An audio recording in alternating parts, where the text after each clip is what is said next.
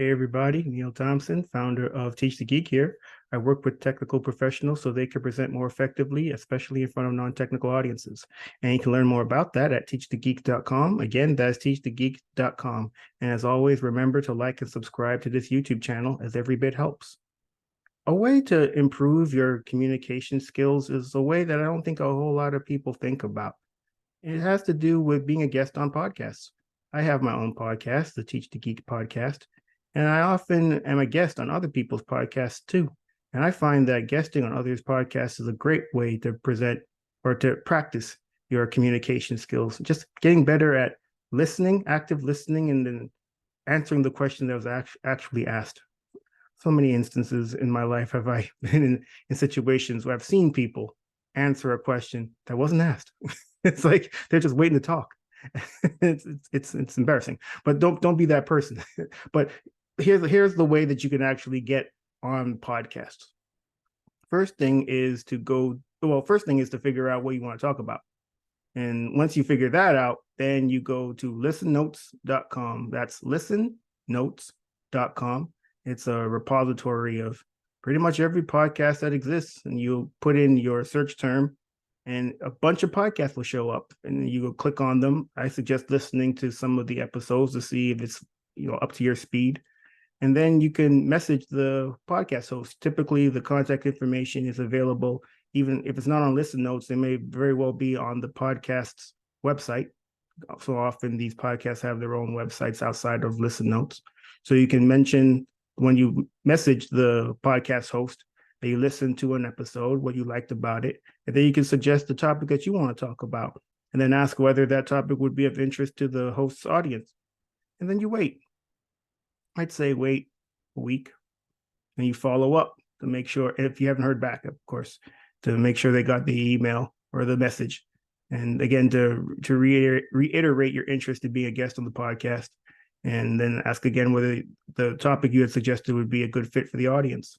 Of course, before you do all of this, you should make sure that the podcast actually takes guests, because some podcasts are just the host talking. They're not interview based. And you won't be the first interview if they're not interview based podcasts. So definitely make sure of that. That's the reason why you want to listen to a couple of episodes, just to make sure that they actually take guests. If you don't hear back after that first follow-up, I'd say follow up one more time.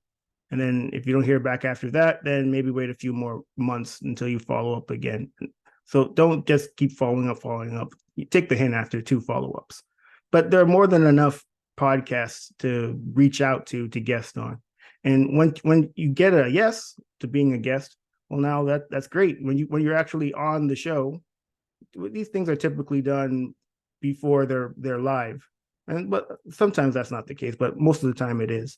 So you'll actually have an opportunity to even go back and change answers potentially if the host allows it. I actually have a podcast where it's just a conversation. So there is no editing or minimal editing. It's just I ask questions.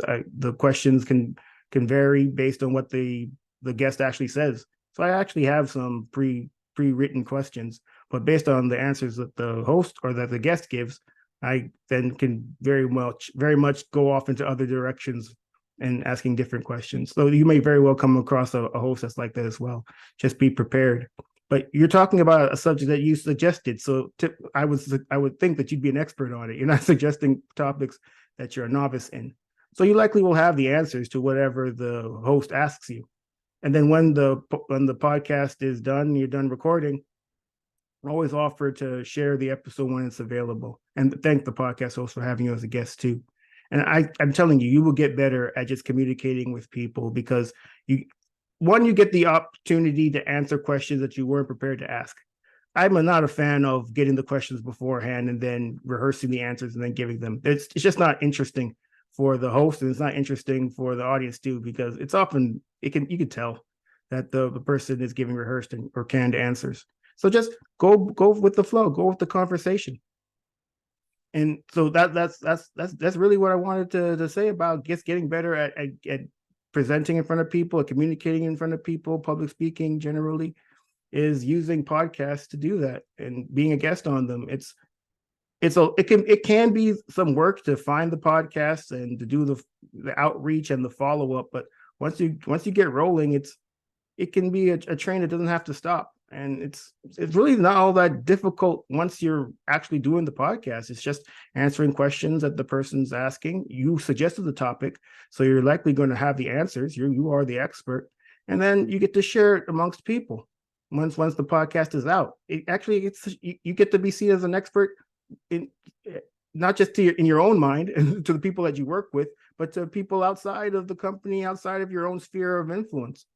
People that listen to the podcast, and they may share with other people, and so on and so on. And then next thing you know, hey, you're known as somebody. You're known as somebody that's as an expert on a topic. So I highly suggest trying that out. And if you do, contact me at hello@teachthegeek.com and let me know how it goes. Again, my name is Neil Thompson. I'm the founder of Teach the Geek. I work with technical professionals so they can present more effectively, especially in front of non-technical audiences. And you can learn more about that at teachthegeek.com. Again, that's teachthegeek.com. And as always, remember to like and subscribe to this YouTube channel, as every bit helps. Thanks. Have a great day.